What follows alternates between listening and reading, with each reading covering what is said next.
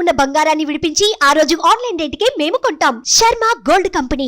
నమస్తే, welcome to Suman TV. నేను మీ యామ్ని. ప్రస్తుతం మనతో ఉన్నారు ప్రముఖ ఆధ్యాత్మికవేత్త జ్యోతిషరత్న శ్రీమతి కోనాల భాగ్యలక్ష్మి రెడ్డి గారు ఉన్నారు. అమ్మతో మాట్లాడి మనకున్న సందేహాలను అడిగి తెలుసుకుందాం. నమస్తే అమ్మా. నమస్తే అమ్మా. అమ్మ, మీరు ప్రతి నెల అయితే 12 రాశుల గురించి తెలియచేస్తారు, వాళ్ళకి సంబంధించిన పరిహారం కూడా తెలియచేస్తారు. కాబట్టి ఈ ఆగస్టు నెలలో అసలు ఏ విధంగా ఉంటుందమ్మా? ఆగస్టు నెల అంటేనే శ్రావణ మాసం. శ్రావణ మాసంలో ఏ విధంగా ఉంటుంది? ద్వాదశ రాశుల వారికి చాలా ఆనందంగా వాళ్ళకి జరిగేటటువంటి శుభ పరిణామాల గురించి మనం ద్వాదశ రాశుల వారికి చెప్పుకుందాం. మాస ఫలాలు కార్యక్రమానికి స్వాగతం, సుస్వాగతం. అయితే ద్వాదశ రాశుల వారికి ఏ విధంగా ఉంది? గ్రహాల యొక్క స్థితిగతుల్లో మార్పులు చేర్పులు తెలుసుకుందాం. మరి చూసినట్లయితే మనకి 5వ తారీఖున బుధుడు వక్రగతిన వెళ్తున్నాడు.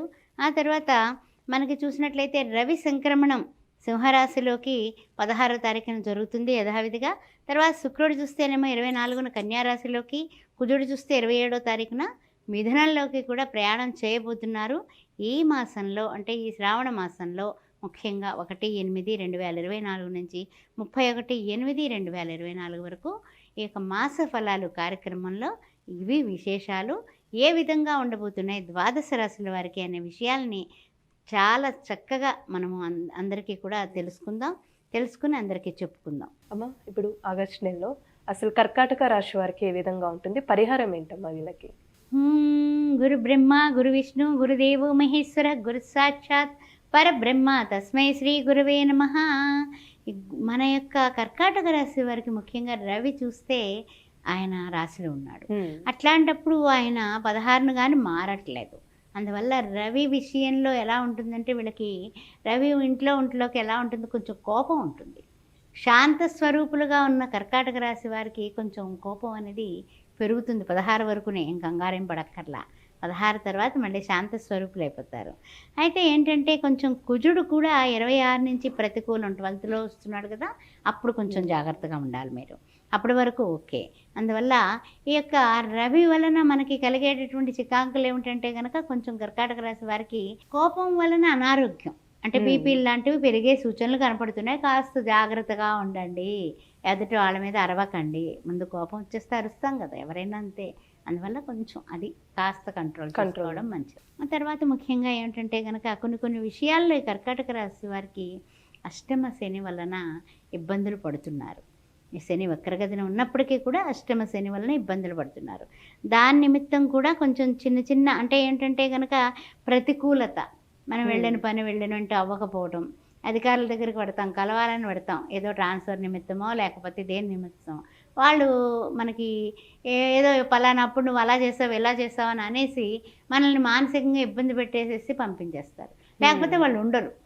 2-3 సార్లు తిరిగితేనే కానీ వాళ్ళు దొరకరు. అలా ఏదో ఒక పాపం వీళ్ళకి కాలుగాలిన పిల్లిలా తిరగాల్సి వస్తుంది కొన్ని పరిస్థితుల్లో. లేకపోతే ఏమన్నా బిల్స్ అవేమో శాంక్షన్ అవుతున్నాయా లేదా గాల్లో ఉంటాయి. దానివలన కూడా చికాకులు. అంటే ఏంటంటే కనుక ప్రతికూలత ఉంటుంది, బిజీగాను ఉంటారు. అంటే ఏదో చూడండి రూపాయి దమ్మిడి ఆదాయం లేదు అని ఏదో అంటూ ఉంటారు శాస్త్రం.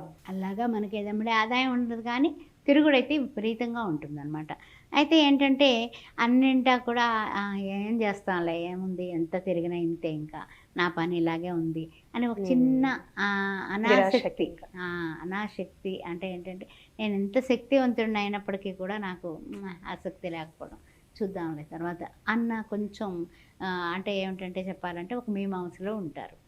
అయితే ముఖ్యంగా ఏంటంటే కనుక తొందర పాడకుండా ఉండండి. అది ఏంటంటే మనకి పరిస్థితులు బాగోకపోయినా, చికాకులున్నా, కోపం ఉన్నా, ఏ విషయంలో ఇంట్లో భార్యాభర్తల మధ్య కానీ లేకపోతే ఏ విషయంలోని కూడా వాదులాటలు కానీ తగవులు కానీ పెంపొందించుకోకండి. పిల్లలతో కానీ డిస్కషన్లకి పోకుండా ఉంటే అన్ని విధాలా బాగుంటుంది.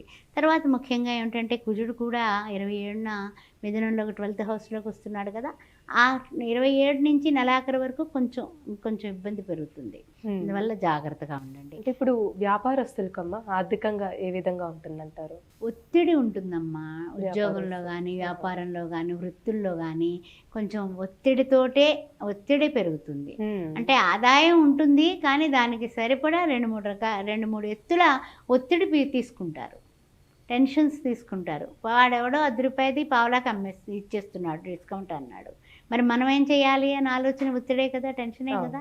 మరి ఏ రకంగా మన వస్తువుల్ని ఎలా మనము బయటకి అడ్వర్టైజ్ చేయాలనేది టెన్షనే కదా. అలాంటి ఒత్తిళ్ళు అయితే బాగుంటాయి. తర్వాత ఏంటంటే వాదాలు, ప్రతివాదాలు. అవతల వాడు ఏదో చెప్తాడు, మనమేమో కాదండి ఇలా కాదు అలాగ అంటాము. రియల్ ఎస్టేట్ రంగంలో ఉన్న వాళ్ళకి, పాత్రికేయ మిత్రులకి మరీ చెప్తూ ఉన్నాను. వాదాలు, ప్రతివాదాల వలన మనకి ఒరిగేదేం లేదు. దాని వలన మనకి టెన్షన్స్.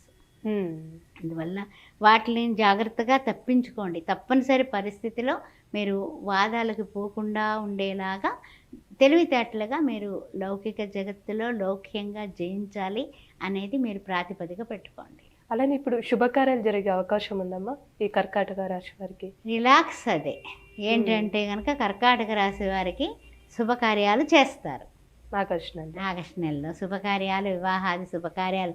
ఎన్ని టెన్షన్స్ తీసుకున్నా, ఎవరేమనుకున్నా, ఏ విధంగా జరుగుతున్నా సరే శుభకార్యాలు అయితే మీరు చేయగలుగుతారు. ఆ విషయంలో ఏం తేడా లేదు. ఏదో విధంగా సర్దుబాట్లు చేసుకుంటారు. మీ ఇంట్లో వాళ్ళు, బంధువులు, మిత్రులు అందరూ తలో చేయ వేస్తారు.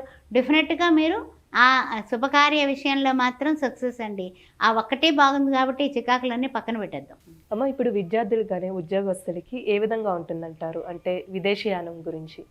విదేశీయానం గురించి కూడా అమ్మ పాపం వీళ్ళు ఎంతో కాలం నుంచి అనుకుంటూ ఉన్నటువంటిది. ఇప్పుడు మనకి ఏంటంటే కనుక ఎప్పుడైతే రవి మారిన తర్వాత ప్రయత్నం చేస్తే మనకి కొంచెము విదేశీయాన ప్రయత్నాలు అనుకూలంగా మారేటటువంటి పరిస్థితి కనపడుతుంది. ఇప్పుడు ప్రజెంట్ అయితే అననుకూలతే ఉంది.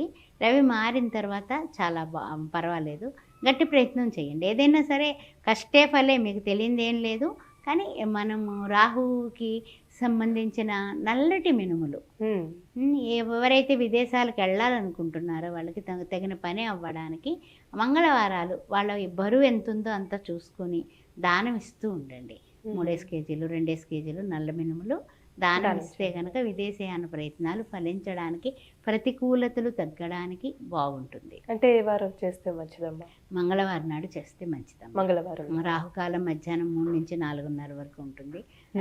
అది చేస్తే అప్పుడు దీపారాధన చేసి ఎవరైతే విదేశీ ప్రయత్నాలు చేస్తున్నారో వాళ్ళ చేత ఓం సాం శరవణ భవ అనేది మంత్రం జపించమని ఆ తర్వాత చేసుకుంటే బాగుంటుంది. మంచి పరిహారం తెలియజేస్తారమ్మా. ధన్యవాదాలు. ఓం శ్రీమాత్రే నమః. సుమన్ టీవీలో మీ పర్సనల్ అండ్ బిజినెస్ ప్రమోషన్స్ కోసం కింది నెంబర్కి కాంటాక్ట్ చేయండి.